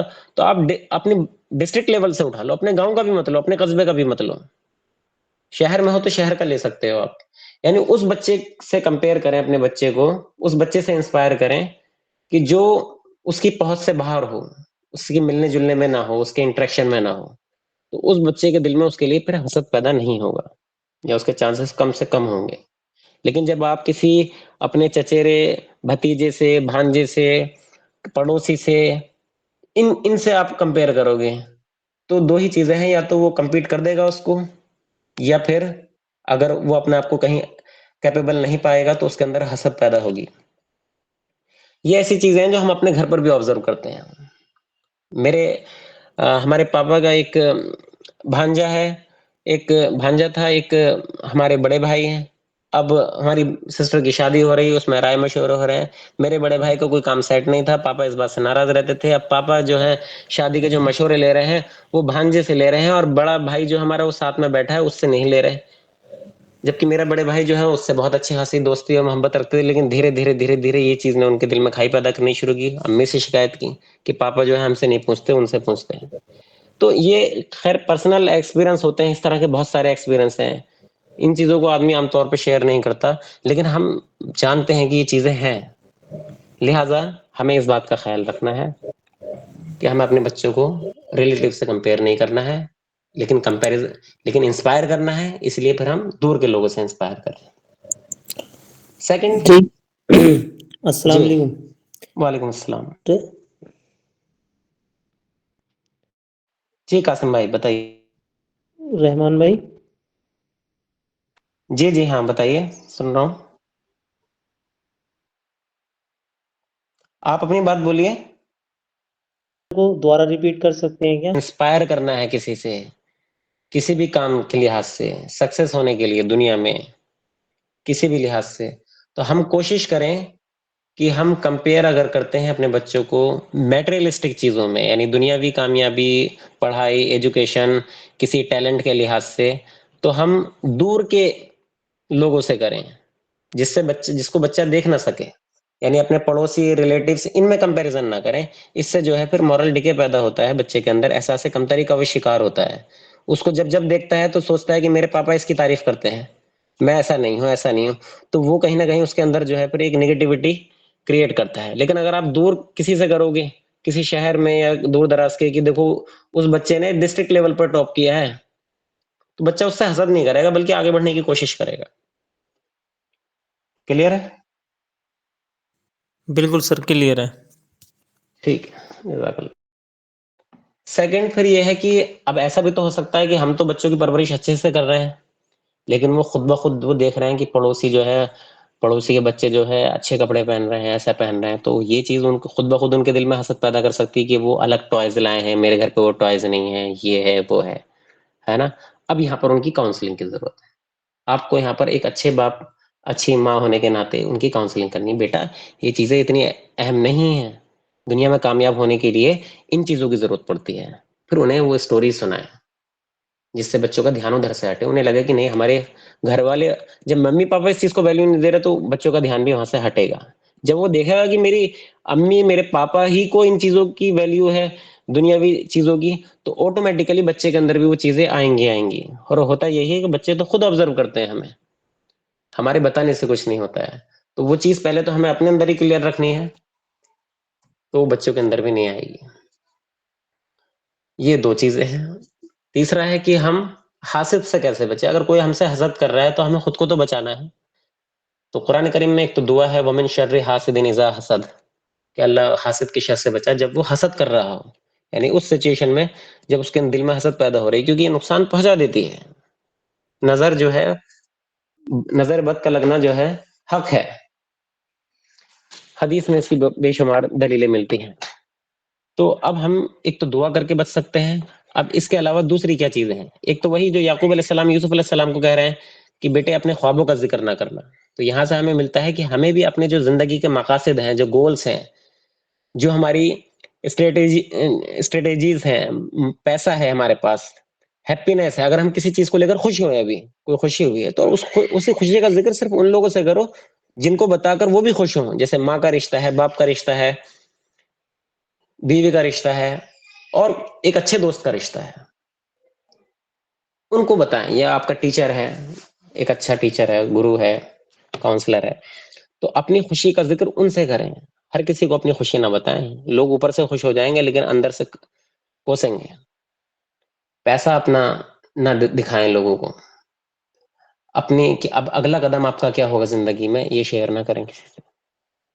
جو پرائیویٹ چیزیں ہیں ان کو چھپا کر رکھیں. تو یہ تمام چیزیں جو ہیں جب آپ کرو گے تو انشاءاللہ پھر آپ اس کو موقع ہی نہیں دے رہے حسد کرنے کا. اب کوئی دیکھتا ہے کہ ارے یار تم تو یہیں رہتے ہو، کیا ہوا تم جاب چھوڑ کر آ گئے ہو. اب آپ بتانے لوگے نہیں کہ میں تو جاب سے اچھا کما رہا ہوں بیٹھ کر، تھوڑا سا اور ایکسپلین کر دو، تو کیا وہ خوش ہوگا؟ اس کے اندر حسد پیدا ہوگی. بس یہ کہو، کوئی پوچھ رہا ہے اور کیسے چل رہا ہے، اچھا چل رہا ہے، اللہ کا شکر ہے، کھانا خرچہ ٹھیک ہے، ضرورتیں پوری ہو رہی ہیں. کیوں دکھاوا کرو گے تو تم تو دکھاوے کی وجہ سے پکڑے جاؤ گے اللہ کے یہاں، اور اس کے اندر حسد پیدا ہو جائے گی، پھر تمہیں نقصان بھی ہوگا. تو دکھاوے سے بچو تو حسد سے بھی بچو گے، حاسد کی. پھر سیکنڈ چیز یہ ہے کہ کچھ لوگ ایسے ہوتے ہیں کہ انہیں پتا چلتا ہے کہ آپ کا مقصد پتا چل جاتا ہے کہ آپ اچھا کر رہے ہو، اچھا پرفارم کر رہے ہو، ہے نا. تو وہ پھر کیا کہتے ہیں، کچھ نہ کچھ نیگیٹو بات کرتے ہیں. جیسے میں نے شروع میں بتایا ان کے سمٹمز کیا ہوتے ہیں، کہیں نہ کہیں آپ کو مورل ڈاؤن کرنے کی کوشش کریں گے، کہیں گے کہ یہ بہت مشکل ہے، ایسا نہیں ہوگا، وغیرہ وغیرہ، ہم سب جانتے ہیں. تو آپ کو کیا کرنا ہے، آپ کو اب جسٹیفائی نہیں کرنا کہ نہیں میں نے تو، میرا تو یہاں یہ رینک آ گئی تھی پچھلی بار اور اب میں یہ کوشش کر رہا ہوں اور میں وہاں جانے والا ہوں، اب تو میں سکسیس کے قریب ہوں. آپ اس کی حسد کو اور بڑھا دیں گے، وہ پھر کہیں نہ کہیں آپ کو اس کی حسد نقصان پہنچائے گی. تو آپ کیا ہے، اس کو اسی یوزول سسپیکٹ میں رہنے دیں. وہ جس غلط فہمی کا شکار ہے آپ سمجھو یہی اس کی سب سے بڑی سزا ہے. اس سے کہو کہ ہاں ٹھیک ہے، اللہ مالک ہے، سکسیس تو اللہ کے ہاتھ میں ہے، اللہ کی طرف منسوخ کر کے بات آگے بڑھ جاؤ. اب پھر اچانک سے سرپرائز ہوگا جب آپ کامیاب ہوگے، کیونکہ بہت سے لوگ تو دنیا میں اس لیے سکسیس نہیں ہو پاتے کہ حسد کرنے والے بہت زیادہ ہیں. جیسے میں نے لاسٹ ٹائم بھی ایگزامپل دیا تھا کہ آپ دیکھو گے آٹو رکشا میں مرچی ٹنگی ہوئی اور بری نظر والے تیرا مکالا، آپ بڑی بڑی کارس والوں میں نہیں دیکھو گے یہ چیزیں، کیونکہ ایک دوسرے کو اتنا جانتے نہیں ہیں. یہاں سب جانتے ہیں. حالانکہ حسد چلتا ہے فلم انڈسٹری میں بھی، بہت ٹاپ لیول کا حسد چلتا ہے وہاں. تو کالا جادو اور یہ کس حد تک چلے جاتے ہیں وہ اپنی حسد میں، ماڈلنگ انڈسٹری میں چلتا ہے. تو بہرحال ہمیں جو ہے سامنے والے کو اس کی غلط فہمی میں رہنے دینا ہے، یہی اس کا سب سے بڑا سزا ہے کہ جب وہ اچانک دیکھے گا کہ آپ کامیاب ہو گئے تو یہی، تبھی اس کو اس کی کامیابی سے اس کو پتہ لگاؤ آپ اس کو. بٹ ان کا سکسیس کا ڈیفینیشن ہی غلط ہے. کیا سوال ہے یہ پورا؟ بٹ ان کا سکسیس کا ڈیفینیشن ہی غلط ہے. کن کی سکسیس کا؟ تھوڑا سا ایلیبریٹ کر دیتے ہیں. ہاں، کوئی کمپٹیشن کے ایگزام کی پریپریشن کر رہے ہیں اور کسی نے دیکھا کہ اس کا بیٹا تو بس ایسے ہی ٹائم پاس کر رہا ہے، تو وہ کیا کرے گا کہ وہ کہے گا بیٹے یہ تو بہت مشکل ہے، آپ کو مورل ڈاؤن کرنے کی کوشش کرے گا. اب دیکھیے دنیاوی لحاظ سے ہم مانتے ہیں کہ یہ کوئی کمپٹیشن میں کوئی آئی ایس افسر بن جانا یہ کوئی سکسیس نہیں ہے، لیکن اگر اس کو آپ اپنے دین کے لیے یوز کرتے ہیں، لوگوں میں انصاف کرنے کے لیے اور وہاں سے اچھا کام کرنے کے لیے، تو یہی دین بن جاتا ہے. تو سکسیس کی ڈیفینیشن تو ڈیپینڈ کرتی ہے کہ دنیاوی چیزوں کو آپ کس طرح سے آخرت کے لیے یوز کرتے ہیں، تو وہ سکسیس ہے ایکچولی. لیکن سامنے والے کے لیے جو سکسیس کی ڈیفینیشن ہے وہ یہی ہے کہ یہ ایگزام کریک کر لیتا ہے یا اس کے پاس مال دولت آ جاتا ہے تو یہ سکسیس ہے. تو اس کی اس غلط فہمی میں اس کو پڑے رہنے دو. اسے مت بتاؤ کہ نہیں آپ کا بزنس تو بہت اچھا چل رہا ہے، الا یہ کہ اسے خود بخود پتہ چل جائے. آخری سوال ہے ہمارا، ایک ٹیم، ایک جماعت. جب ایک جماعت ہوتی ہے تو ہم نے دیکھا ہے کہ ایک اسلام جو ہے جماعت کا کانسیپٹ دیتا ہے، جماعت کے ساتھ کام کرنے کا. ایون کسی بہن نے ایک پوسٹ ڈالی تھی، ایک میسج ڈالا تھا گروپ میں کہ ہر شخص جو ہے اس کے امام سے پکارا جائے گا قیامت کے دن. پر حدیث ہے کہ انسان کی جب موت آتی ہے تو پھر فرشتے پوچھتے ہیں کہ مطلب تو کون تھا تیرا خلیفہ، کون تھا امام تیرا. تو یعنی پتہ یہ چلا کہ دنیا میں جو ہے جماعت کے ساتھ کام کرنا ضروری ہے، ورنہ اکیلے آدمی کو شیطان اچک لیتا ہے، نیگیٹیوٹی کا شکار ہو جاتا ہے. اور جماعت کا کانسیپٹ ہم نے یہاں پر بھی دیا کہ ان لوگوں کی صحبت اختیار کرو جن کے سکسس کی ڈیفینیشن جو ہے وہ آخرت کو لے کر ہے. تو اب لیکن ہم دیکھتے ہیں جب جماعت میں مل کر کام کرتے ہیں، ہر آدمی کہہ رہا ہے کہ مسلمانوں کے حالات بہت خراب ہیں، مسلمانوں کو مل کے کچھ کام کرنا چاہیے. اور جب ہم ایک ٹیم آرگنائز کرتے ہیں تو دیکھتے ہیں کہ مسلمان آپس میں کاٹ رہا ہے ایک دوسرے کو. ایک بندہ آگے بڑھنا چاہ رہا ہے تو اسے سپورٹ نہیں کر رہے ہیں، اس کا ہاتھ نہیں پکڑ رہے، اس کی ٹانگ کھینچ رہے ہیں. ریزن کیا ہے؟ جبکہ وہ بھی نماز پڑھ رہا ہے، یہ بھی نماز پڑھ رہا ہے، وہ بھی مسلمانوں کو بھلا چاہتا ہے، یہ بھی. اصل میں جو حسد کا جو لیول ہے، جیسے میں نے بتایا کہ انسان کی مادے کے اندر موجود ہے، یہ مادہ کمپٹیشن کا، یہ ہر انسان کی اس کو کنٹرول کرنے کا لیول الگ الگ ہوتا ہے. ایمان کا ہر آدمی کے اندر حسد ہوگی کسی نہ کسی لیول میں. منافقت بھی ہر آدمی کے اندر ہوگی کسی نہ کسی لیول میں. ٹوٹلی بالکل کلیئر ہونا یہ بہت ریئر کیس میں ہوتا ہے، لیکن اس کا پتہ عام طور پر نہیں چلتا. آپ جب پانی میں ڈوبو گے تو پتہ چلے گا کہ آپ کو تیرنا آتا ہے.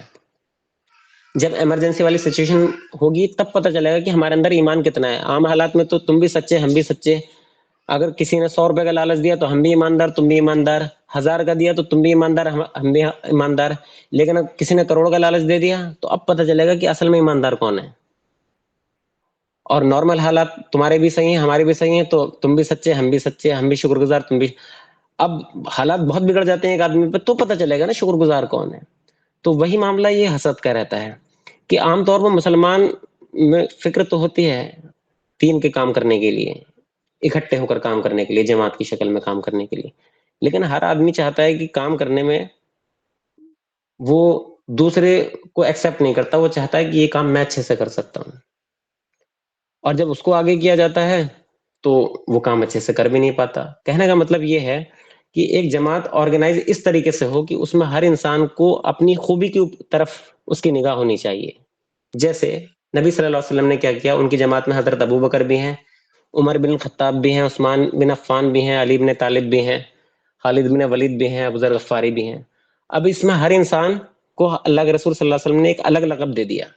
حضرت ابو بکر کو صدیق کا دیا، خالد بن ولید کو سیف اللہ کا دے دیا، اور جو ابو ذر غفاری تھے انہیں دے دیا زاہد اسلام کا.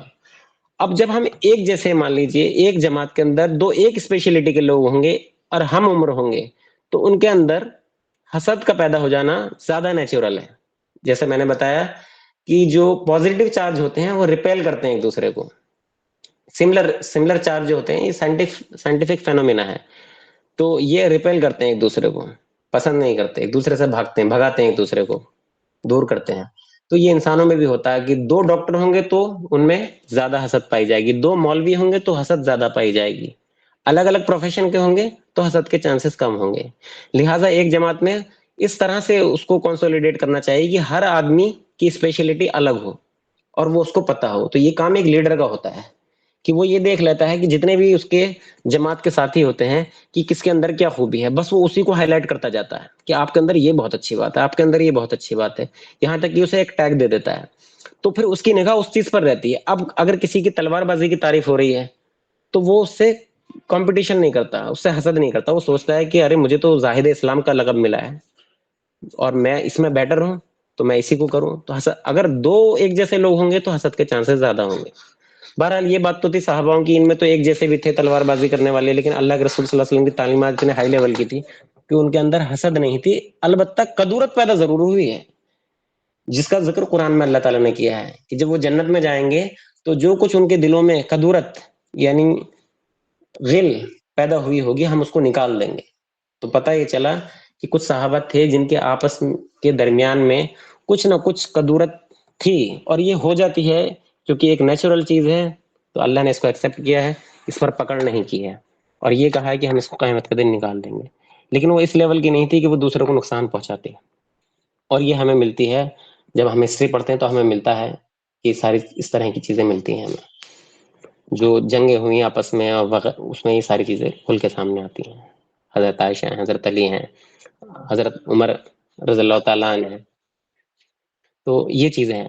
تو ایک لیڈر کیا کرے گا ایک جماعت میں, وہ ہر ممبر کی جو صفت ہوگی اس کو ہائی لائٹ کرے گا, اس کو ٹیگ دے گا, تاکہ اس کا سارا دھیان اس کی طرف ہو, تاکہ حسد نہ پیدا ہو. جب الگ الگ ڈائیورسٹی کے لوگ ہوں گے, الگ الگ اسپیشلٹی کے لوگ ہوں گے, الگ الگ اسپیسیفکیشنز ان کے اندر ہیں, اگر یعنی دونوں تلوار باز ہیں تو اس میں بھی تھوڑا الگ الگ لگب, تو ہوگا کیا کہ حسد کے چانسز کم ہوں گے. اس کے علاوہ جو قرآنی تعلیمات ہے وہ تو ہے ہی, یہ تو ایک دنیاوی لحاظ سے ایک کیا کہیں گے, ایک طریقہ ہے.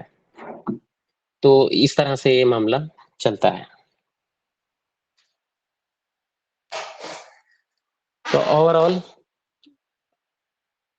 ہم نے حسد کی فلسفی, اس کی ڈیفینیشن پر بات کی شروع میں, اور اس کے جو سمٹمس ہیں انٹرنل ایکسٹرنل ان پر بات کی, ہسٹوریکل اور جو موجودہ دور میں جو اس کے امپیکٹس ہیں اس کی بات کی, اور اس پر بھی بات کی کہ حسد جو ہے انسان کا جو مادہ ہے ان میں اس کا رول بہت 20 کم سے اس کا ایک بڑا حصہ ہے. انسان کے اندر جو بیماریاں پیدا ہوتی ہیں, بغض کی, حسد کی, عداوت کی, بیک بائٹنگ کی, دوسروں سے لڑنے کی, ان کا برا چاہنے کی, یہ تمام برائیوں کی جو جڑ ہے وہ حسد ہے. اور پھر ہم نے 4 اہم سوالوں پر بات کی کہ حسد سے ہم خود کو کیسے بچائیں, حاسد سے ہم کیسے بچیں, اپنے بچوں کو حسد سے کیسے بچائیں, اور ایک جماعت کو کیسے آرگنائز کریں کہ اس میں حسد نہ ہو. جیسے آج ہم اگر بریلوی دیوبندی کو ایک کرنا چاہیں گے تو مجھے لگتا ہے نیئرلی امپاسبل ہے. کیوں؟ کیونکہ یہ پروفیشن بن چکا ہے. تو پروفیشن بننے کی وجہ سے اس میں جیلسی آ گئی. تو ہم اپنی جماعت میں کسی بھی معاملے چیز کو پروفیشن نہ بننے دیں, اس بات کا دھیان رکھیں. تو اوور آل یہ ہے. واخر الدعوانا ان الحمد للہ رب العالمین. اگر آپ لوگوں میں سے کسی کا کوئی سوال ہے تو پلیز آپ لوگ وہ کر سکتے ہیں. اور جو سوال میں نے یعقوب علیہ السلام کے حوالے سے کیا تھا, میں امید کرتا ہوں کہ آپ میں سے کوئی اس کو آنسر کریں کہ یعقوب علیہ السلام نے اپنی اولاد کے اندر سے حسد کا تذکیہ کیوں نہیں کیا, کیوں ہمیں یہ ریکارڈ نہیں ملتا ہے.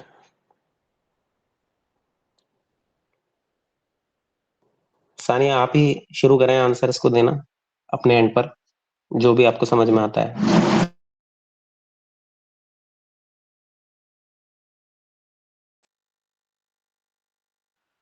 ایک منٹ دے, مجھے بس جگہ چینج کرنی پڑے گی.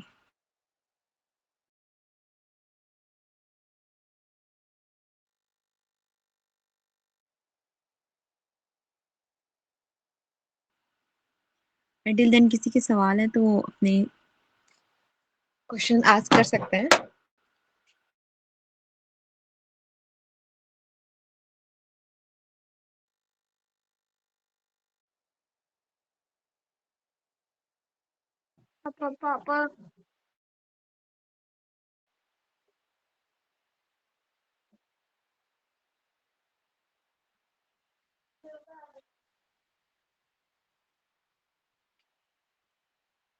مجھے یہ پوچھنا ہے, یہاں پہ سب حسد سارے ٹائپ کے حسد ایڈریس ہوئے, لیکن ایک حسد میں نے دیکھا ہے, ہسبینڈ اینڈ وائف.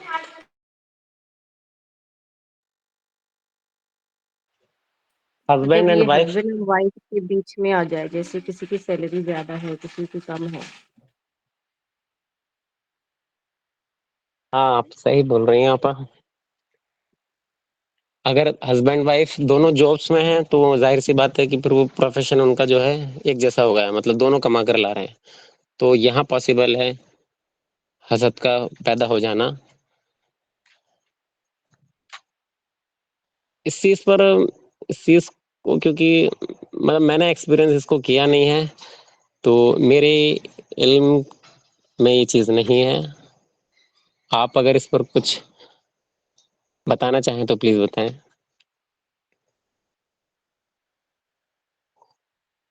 نہیں, میں پوچھ رہی تھی کیسے ہوتا ہے نا, کہ یہ ہاں ہسبینڈ کی سیلری کم ہے, وائف کی زیادہ ہے, بالکل ہو سکتا پھر ہے ہسبینڈ وائف کے تقسیم بیچ میں بھی ہوتا ہے, تو یہ پورا فیملی جی سسٹم خراب کر سکتا ہے. اسٹارٹنگ میں نہیں ہو, بعد میں اسٹارٹ ہو جاتا ہے, پھر یہ سب ڈسٹروائے کر کے رکھ دیتا ہے.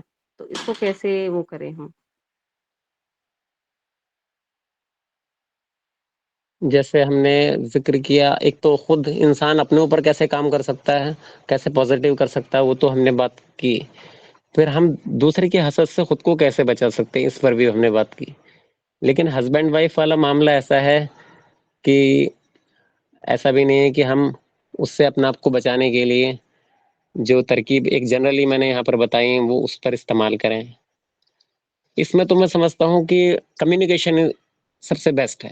ہسبینڈ وائف کے زیادہ تر جو مسئلے ہوتے ہیں وہ کمیونیکیشن سے سالو ہو جاتے ہیں. ابھی جو میرے ذہن میں اتنا ہی کہوں گا، باقی تو اس پر الگ سے اسٹڈی کی جا سکتی ہے اس اسپیسیفک کیس پر. اور جو بھی جیلسی کا کیس ہوتا ہے کسی بھی چیز کو لے کر، اس کے لیے ایک الگ ہی سولوشن ہے. یہاں تو میں نے ایک جنرلی بات کی ہے. تو ہسبینڈ وائف کا جو معاملہ ہے اس میں بیٹھ کر کمیونیکیشن کر سکتے ہیں کہ بھئی مجھے ایسا فیل ہوتا ہے کہ تمہاری ارننگ زیادہ ہے تو میری ارننگ کم ہے، تو تمہارے اندر یہ چیزیں میں نے محسوس کی ہیں، تمہیں شاید میری قدر نہیں ہے، ویلیو نہیں ہے. تو بتاؤ اگر غلط فہمی ہے تو کیا، کھل کر بات کر لیں. Status of husband must be recognized by wife as prescribed by Allah and his messenger in order to prevent the loss to family system. مبارک بھائی نے کہی بہت اچھی بات کہ ایک وائف کو اپنے ہسبینڈ کا اسٹیٹس پتہ ہونا چاہیے کہ اللہ تعالیٰ نے ایک ہسبینڈ کو کیا مقام دیا ہے. تو دین اگر ان کی زندگی میں ہوگا تو حسد پیدا ہی نہیں ہوگی. وائف کو پتہ ہوگا کہ میرا ہسبینڈ کہاں کا کیا اسٹیٹس ہے، پھر چاہے وہ غریب ہو، کچھ بھی ہو، اپاہج جو کسی بھی حالت میں ہو جائے، وہ وائفس کی قدر ہی قدر کرے گی.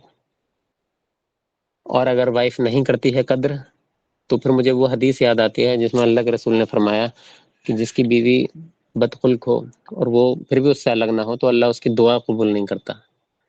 تو یہ معاملہ اگر دین سے سالو ہوتا ہے تو ہو سکتا ہے، باقی اور کسی طرح سے بھی یہ سالو ہو نہیں سکتا.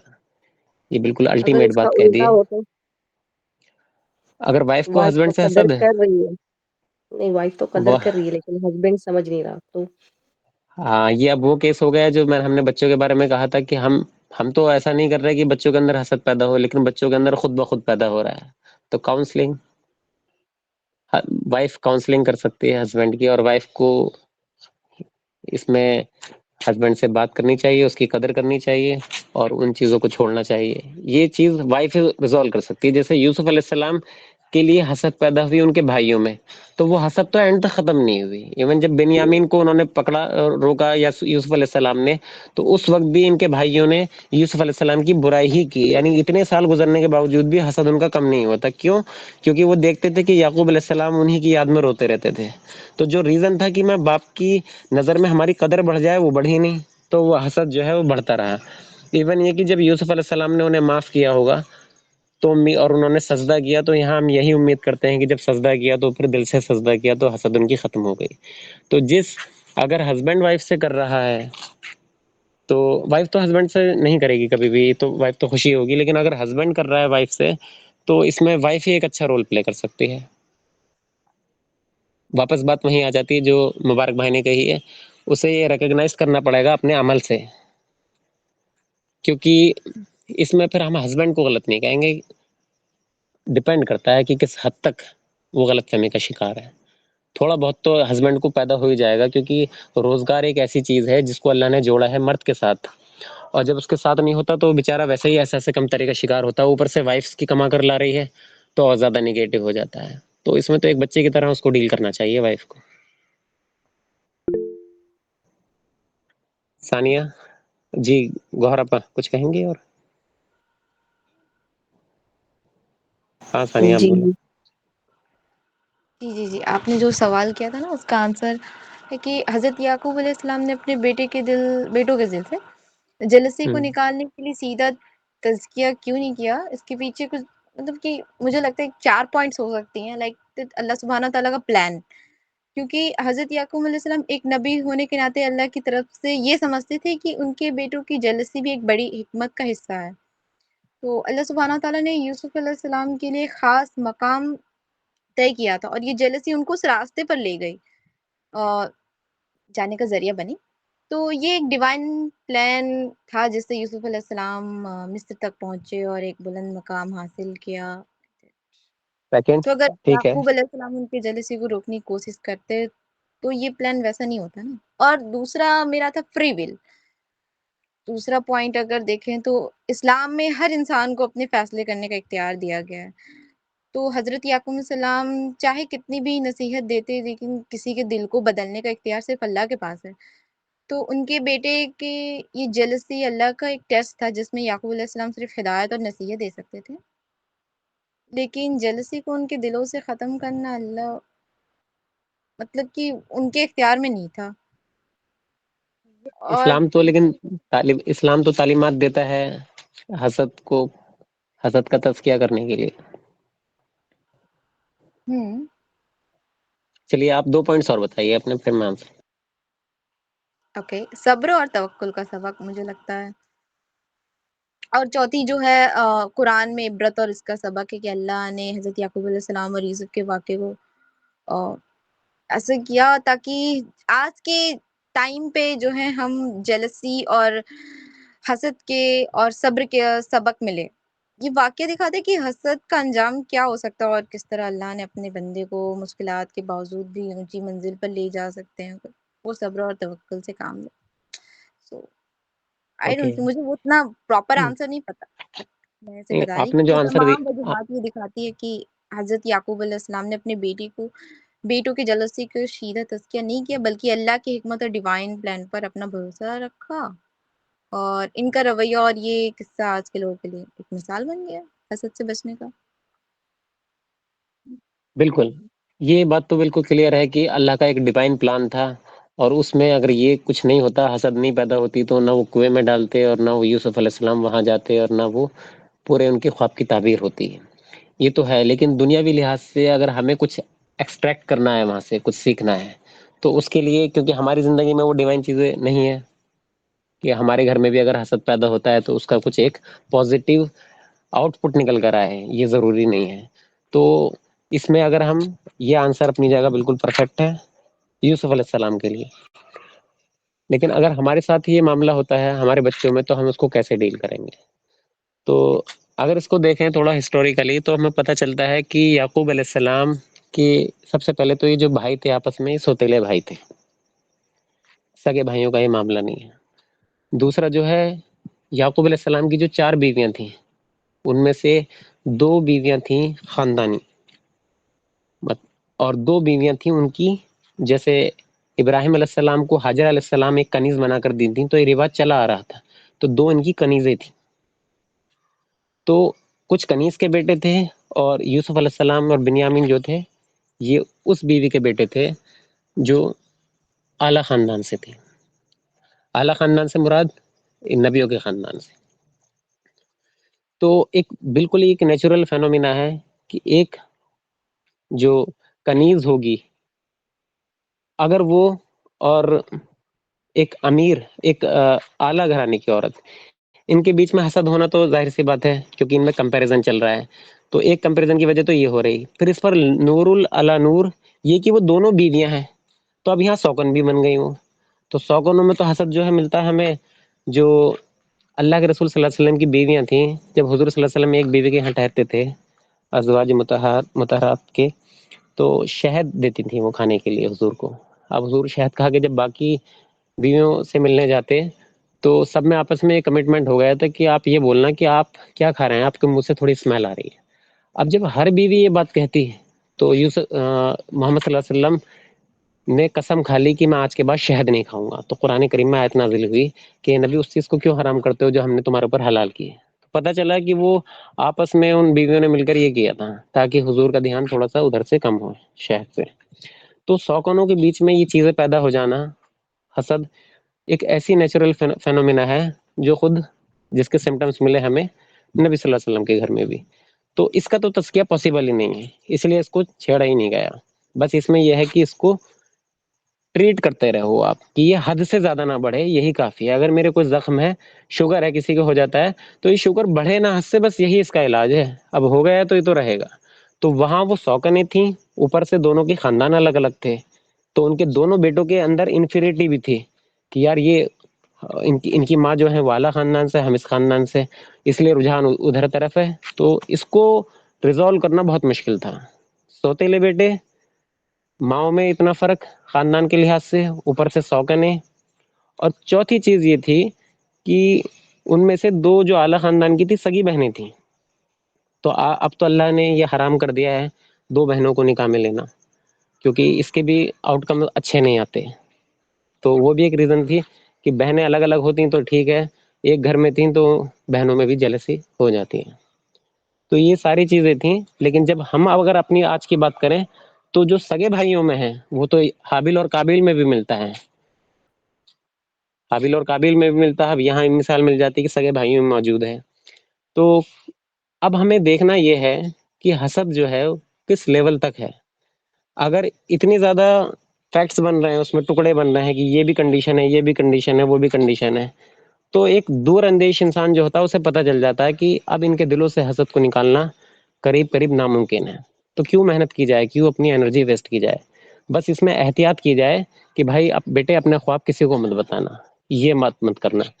اور جو دلی رجحان ہے کہ میں یوسف سے اپنا دھیان ہی ہٹا لوں ایک بیٹے سے، تو اس پر تو اللہ کے رسول نے بھی دعا کی ہے کہ اللہ اس چیز پر ہماری گرفت نہ کرنا اگر ہم حقوق اللباد میں برابری کر رہے ہیں، لیکن اگر ہمارا قلبی رجحان کسی ایک کی طرف ہے. تو یہ نیچرل فینومینا ہے کہ یوسف کی طرف ان کا رجحان زیادہ تھا، اور وہ اتنے ساری چیزیں جو بن رہی ہیں ان کے اندر حسد کی وجہ بن رہی ہیں، وہ اتنی زیادہ بن رہی ہیں کہ ان کو ختم کرنا بھی مشکل ہے. اور جو ڈیوائن پلان ہے یہ تو اپنی جگہ پر ہے ہی. تو یہ اس میں ایک ریزن نکل کر سامنے آتا ہے. لیکن 2 سگے بھائیوں میں حسد کو کنٹرول کرنا اس مقابلے میں کافی حد تک کامیاب ہے. اور ماں باپ کو پرورش کے ٹائم پر ہی اپنے دونوں بچوں میں برابری کرنی چاہیے.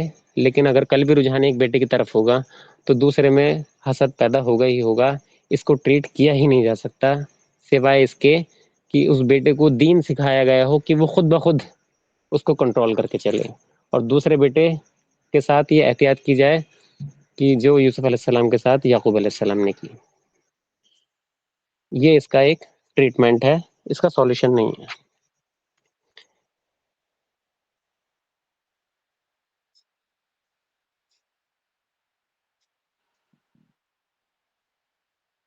اور کوئی سوال؟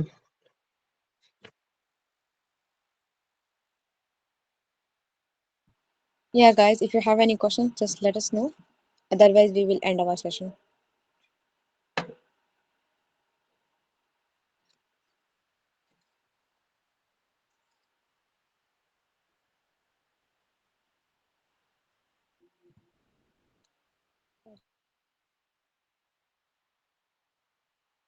ایک ٹائم تھا جب میں نے اپنے اندر یہ فیلنگ محسوس کی کہ میں زیادہ ٹیکنیکلی اسٹرانگ ہوں اور جو میرا کلیگ ہے وہ اتنا ٹیکنیکلی اسٹرانگ نہیں ہے.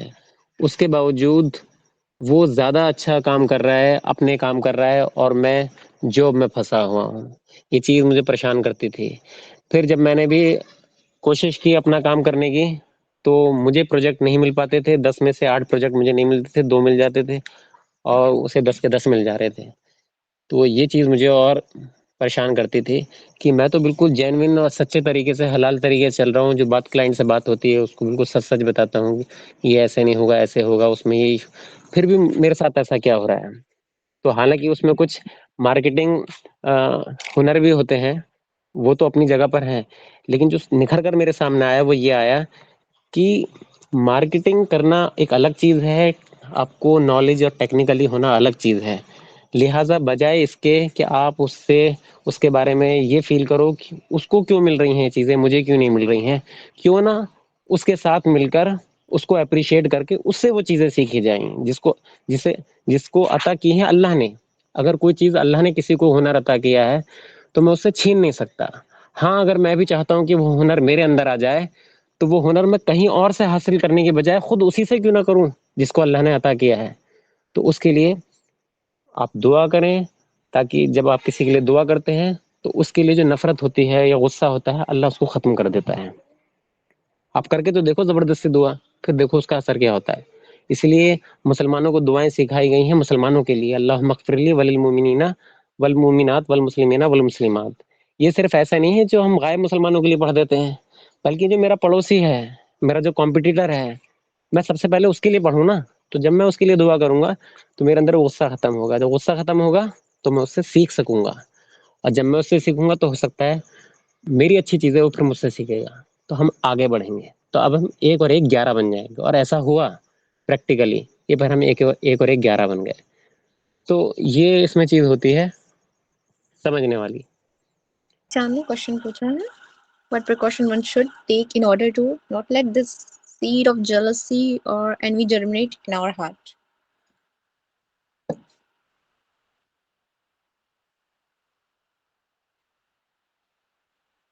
یعنی Jealousy.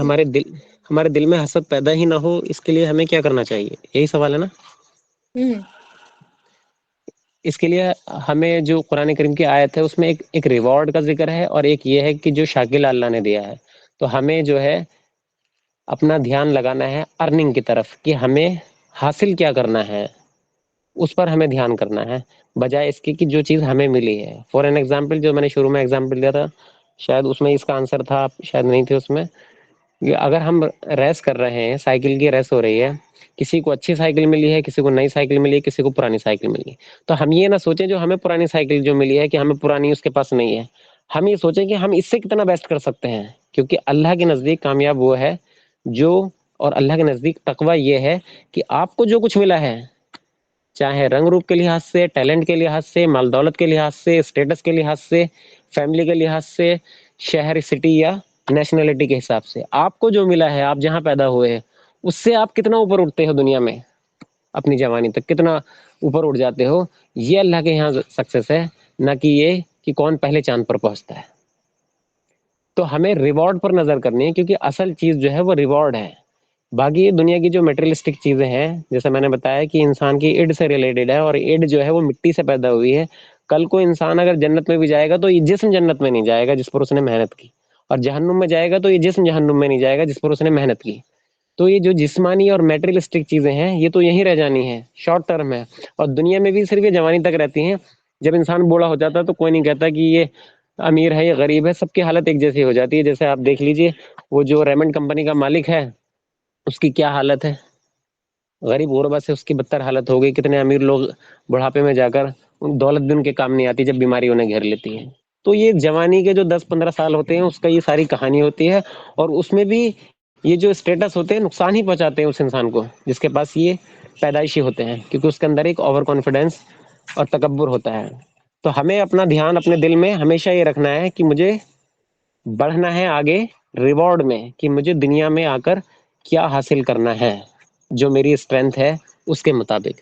اگر اللہ نے مجھے علم سے نوازا ہے, کیپیبلٹی علم کی رکھی ہے, تو میں علم میں اس مقام تک پہنچوں کہ میں دنیا کو فیض پہنچا سکوں. اگر اللہ تعالیٰ نے مجھے فزیکلی بیٹر بنایا ہے, تو میں اللہ کی راہ میں وہ سروائیو کروں, خدمت خلق کروں. اور اللہ نے اگر مجھے بزنس مائنڈ دیا ہے, تو میں اپنے مائنڈ سے وہ کام کر کے دکھاؤں جسے دنیا یاد رکھے, یعنی دنیا کے لیے دنیا یاد رکھے ان دا سینس آف پازیٹیو, کہ اس نے اچھا کام کیا ہے. تو یہی تقوی ہے. اور جب ہمارا فوکس اس چیز پر ہوگا تو ہمارا کبھی بھی دھیان نہیں جائے گا کسی کی کار پر, کسی بھی بڑھوتری پر جو اللہ نے اس کو عطا کی ہے, بہتری اس کو عطا کی ہے. اور آپ دیکھیے کہ جب یہ ہولوکاسٹ ہوا تھا تو اس میں ایک آسکر شیلنڈر تھا, جسے شیلنڈر لسٹ میں دکھایا گیا ہے, ایک بہت امیر آدمی تھا. اس نے اپنی ساری دولت خرچ کر دی تھی 1100 یہودیوں کو بچانے کے لیے. اور آخری سین جو ہے اس کا دیکھنے لائق ہے, بہت ایموشنل ہے, کہ آخر میں بھی اس کے دل میں یہ احساس تھا کہ میں نے ہاتھ میں جو انگوٹھی پہنی ہوئی ہے اور جو یہ میری کار ہے, کاش میں اس کو بھی بیچ کر اور 10 یہودیوں کو بچا لیتا, انسانوں کو بچا لیتا. ایک جان ایک نسل, وہ تورات کا جو کہ جس نے ایک جان بچائی اس نے تمام انسانیت کو بچا لیا. تو وہ دولت سے کر سکتا تھا, اس نے دولت سے کر کے دکھایا. دوسرا پرسن تھا جس نے اللہ کی راہ میں جد و جہد کیا اور جو ہے آزاد کرایا ملکوں کو, تو وہ وہاں بیسٹ کر سکتا تھا, اسے وہاں کرنا چاہیے. تو آلویز ہمیشہ اپنی خوبی پر دھیان دیں ہم, کہ میں کس خوبی کے ساتھ پیدا ہوا ہوں, اس کو نکھاریں, اس کو سنواریں, اس پر فوکس کریں پورا, یہاں تک کہ ایک دن وہ پھول بن کر کھلے دنیا میں, چمکے آخرت کے لحاظ سے.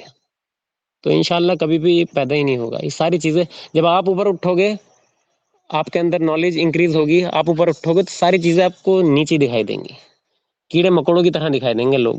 ایک عام آدمی میٹرو میں چلا جاتا ہے اور دیکھتا ہے کوئی ادھر جا رہا ہے کوئی ادھر جا رہا ہے، کس نے ایسے کپڑے پہن رکھے، کوئی سوٹ بوٹ پہنے ہوئے، یہ سب اچھے اسٹیٹس میں، اور میں جاب لیس بے روزگار آدمی.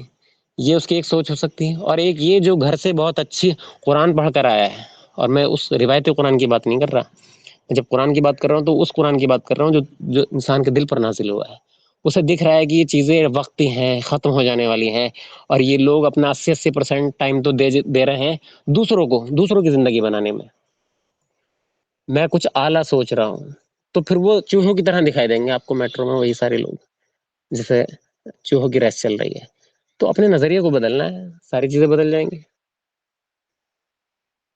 نظر بد اور حسد جو ہے میرے نزدیک تو ایک ہی چیز ہے. مطلب جو میری نالج ہے اس حد تک تو ایک ہی چیز ہے، اس لیے اس سے بچنے کی دعا ہی ہے.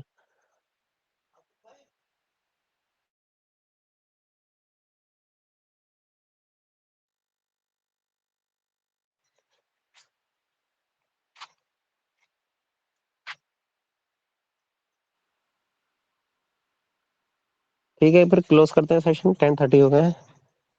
Yeah.